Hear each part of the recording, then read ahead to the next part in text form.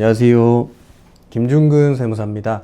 2025년 10월 15일 발표된 대책으로 10월 16일 이후 서울 전 지역 및 경기도 과천, 성남 수원, 안양, 용인 등의 아파트를 매수하려는 경우 토지거래 허가 신청과 더불어 토지취득자금 조달계획서를 작성 제출해야 합니다. 또한 토지취득자금 조달계획서를 제출한 이후 토지거래 허가가 나면 계약일로부터 30일 이내 주택취득자금 조달계획서를 한 번 더 제출할 필요가 있습니다. 토지취득 자금조달계획서 작성 단계에서 자금조달에 필요한 서류들의 증빙까지 요청하지는 않지만 어차피 주택자금 조달계획서를 제출해야 하기 때문에 토지취득 자금조달계획서를 또한 신경 써서 제출할 필요가 있습니다. 그와 더불어 자금조달계획서 및 양식도 변경되면서 가상자산 및 해외예금, 외화반입, 해외금융기관 대출과 취득 과정에서 자금을 증여받는 경우 증여세 신고 여부를 체크하는 등 기재할 부분이 더욱더 세분화되고 있습니다. 오늘은 토지 자금 조달 계획서 작성 방법에 대해 살펴보도록 하겠습니다.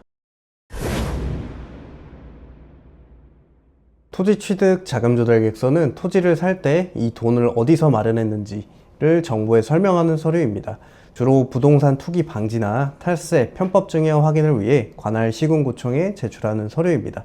앞서 말씀드렸듯 토지 취득 자금 조달 계획서는 토지거래 허가를 받기 위한 제출해야 할 필수 서류입니다. 간혹 가계약금을 송금하고 난 뒤 중개사님의 안내를 받아 자금 조달 계획서 작성 의무를 인지하시는 분들도 많은데요. 요새는 대부분 유튜브나 블로그를 통해 자금 조달 계획서의 중요성을 알고 토지 취득 자금 조달 계획서 단계부터 제대로 작성을 하시는 분들이 더 많은 것 같습니다. 토지 취득 자금 조달 계획서 작성은 크게 자기자금 부분과 차입금 부분으로 나뉘어집니다. 첫 번째로 자기자금 항목은 본인이 가지고 있는 자산 중에 주택 취득에 사용되었거나 사용될 가용자금을 기재해야 합니다. 금융기관 예금 항목의 경우 계약일부터 잔금일까지 보유 중인 예금 및 적금을 기재해야 하고 주식, 채권, 가상화폐, 매각대금 항목에는 계약일부터 잔금일까지 매도하거나 매도 예정인 주식, 채권, 가상자산, 매각대금을 기재할 수 있습니다. 증여 및 상속 항목에는 계약일부터 잔금일까지 증여나 상속을 받았거나 그리고 증여 예정인 금액을 기재할 수 있습니다. 현금 등 그 밖의 자금 항목에는 매수 과정에서 현금을 사용하거나 잔금일까지 미래 소득이 재산 취득자금에 사용되는 경우, 퇴직금 중간정산을 받는 경우 기타 자산으로 기재할 수 있습니다. 부동산 처분대금 항목에는 계약일부터 잔금일까지 매도하였거나 매도할 예정인 부동산 매도 금액이나 기존 주택의 전세보증금이 매수자금에 활용되는 경우 기재할 수 있습니다. 특히 최근에 자금조달계획서 양식이 개정되면서 증여세 신고 여부 및 상속세 신고 여부를 체크하는 항목이 신설되었습니다. 또한 최근에는 자금조달계획서가 국세청에서 실시간으로 열람할 수 있는 것으로 관계기관 간의 협의가 이루어진 것으로 발표되었습니다. 따라서 자금조달계획서와 증여세 및 상속세의 신고 여부를 대사하여 증여세, 상속세를 무신고한 사람에게 고지서를 보내는 과세자료로 활용할 것으로 보여 주택을 취득할 예정이라면 자금조달계획서 작성과 더불어 꼭 세금 신고 기한 내 세금 신고를 진행해야 할 것으로 보입니다. 두 번째로 기재해야 될 부분은 차입금 항목입니다. 차입금 항목은 본인 자금이 아닌 다른 금융기관이나 사람에게 차입을 하거나 전세보증금을 끼고 매입하는 경우 그 차입금을 기재해야 합니다. 금융기관 대출액 항목에는 주택 잔금 시점까지 실행 예정이거나 실행한 주택담보대출, 그리고 신용대출, 보험담보대출 등을 기재할 수 있습니다. 그 밖에 차입금 항목에는 주택에 새들어 있는 임대보증금, 부부나 가족 간 사적인 차용금액을 기재할 수 있습니다.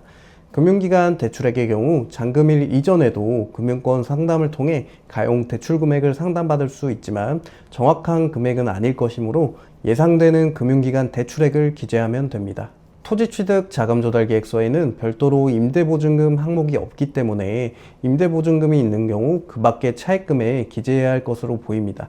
임대보증금의 경우 토지거래 허가구역은 토지거래 허가일로부터 4개월 내에 입주해야 하기 때문에 전세 만기일이 잔금 시점까지 4개월 미만인 경우에만 매매가 성사될 수 있습니다. 다만 26년 5월 9일 이전에 다주택자가 무주택자에게 주택을 매매하고 전세계약일이 26년 2월 12일 이전인 경우 실거주 의무가 임대기간 종료일까지 유예되므로 최대 28년까지 임대보증금을 끼고 매수가 가능하니 이 부분은 참고하시면 좋을 것 같습니다. 그 밖에 차입금 부분에는 부부간이나 직계 좀비 속간 제3자 간 차입금이 있는 경우 그 차입금을 기재하도록 되어 있습니다. 제3자 차용의 경우 가장 문의가 많은 항목 중에 하나입니다. 최근 정권 인사가 차입금을 통해 절세를 한 것으로 논란이 된 적이 있었는데요. 많은 분들이 알고 계시듯 2억 1,700만 원 이내이면 무이자로 차용이 가능한 것으로 알고 계십니다. 특히 논란이 된 장가는 4억 7천만 원을 이자율 2.55%로 차용해 주었는데, 이는 국세청 적정 이자율 4.6%와 비교하여 저리 차용에 대한 증여세가 나오지 않는 이자율로 계산하여 이자를 지급한 것으로 절세 논란이 있었습니다. 다만 이런 차용증을 작성한다고 능사가 되는 것은 아니고, 실제로 무이자인 경우에도 원금 일부를 다달이 이체하고 있는지, 차입을 한 자가 경제적으로 자립하여 상환할 능력이 있는지를 중점적으로 검토합니다. 2억 1,700만 원 이내 무이자 증여는 저리로 차용한 데에 대한 이익에 증여세가 거세되지 않는 것이지, 원금을 상환한 흔적이 없고 상환 능력도 없다면 차용 원금 자체를 증여로 볼 위험성이 있습니다.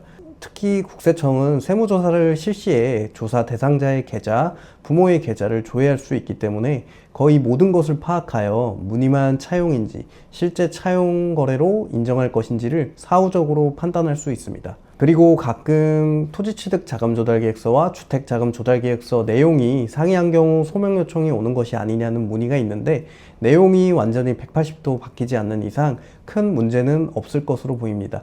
특히 자금조달계획서를 제출한 대로 이행이 안 됐을 때를 걱정하시는 분들도 계시는데, 매수 과정에서 추가적인 증여 이슈가 없다면 지자체나 부동산 감정원에서 소명을 요청할 때 달라진 자금조달계획에 따라 성실하게 증빙자료와 관련된 자금조달 내용에 대해 소명하면 될 문제라고 보입니다. 아파트를 취득하는 과정에서 주택자금조달계획서 작성, 한국부동산원 실거래가 조사, 국세청에서 실시하는 자금 출처 세무조사 대응이 필요하신 분들은 유튜브 댓글 링크를 통해 연락 주시면 상담이 가능합니다. 지금까지 김중근 세무사였습니다. 다음에도 유익한 세무정보로 돌아오도록 하겠습니다. 감사합니다.